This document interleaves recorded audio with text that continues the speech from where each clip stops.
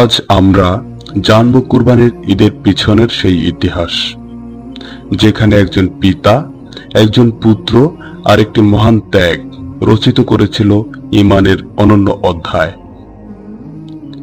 হযরত ইব্রাহিম আলাইহিসসালাম এক রাতে স্বপ্ন দেখলেন তিনি নিজের সন্তানকে আল্লাহর আদেশে কুরবানি করছেন। স্বপ্নটি বারবার দেখা শেষে তিনি বুঝলেন এটি আল্লাহর পক্ষ থেকে একটি পরীক্ষা। তিনি তার ছেলে ইসমাইল আলাইহিসসালামকে বললেন, আর ছেলে জবাব দিল, হে আমার পিতা, আপনি যা করতে আদিষ্ট হয়েছেন তা করুন, ইনশাআল্লাহ আমি ধৈর্যশীলদের অন্তর্ভুক্ত থাকব। সূরা সাফফাত 102।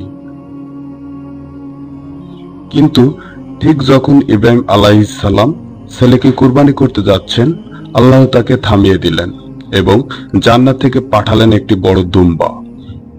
এভাবেই ইসমাইল আলাইহিসসালামের পরিবর্তে সেই দুম্বাটি কুরবানি করা হয়। এই স্মৃতিকে ধারণ করে প্রতি বছর জিলহজ মাসের 10 তারিখে আমরা কুরবানি করি।